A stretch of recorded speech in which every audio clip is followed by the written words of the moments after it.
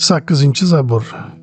Ijrochilar rahbariga soz jo'rligida aytiladigan Dovud sanosi. Ey egam, bizning Rabbimiz, butun yer yuzida sening noming ulug'vordir. Osmondan ham yuksakdir sening shuhrating. Dushmanlaringning, qasoskorlarning ovozini o'chiray deya, sen bolalar va chaqaloqlarni o'z qudratingni so'ylashga o'rgatding.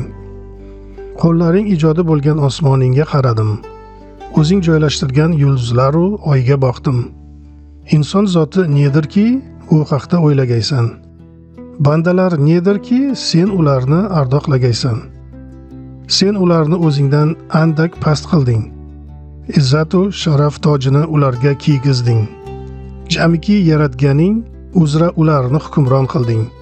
Bor narsani ularning oyog'i ostiga qo'yding. Jamiki mol-u qo'ylarni ham, barcha yovvoyi hayvonlarni ham, samodagi qushlarni va dengizdagi baliqlarni, dengizda suzuvchi har xil maxluqlarni, ularning ustidan insonni hukmron qilding. Ey egam, bizning Rabbimiz, butun yer yuzida sening noming ulug'vordir.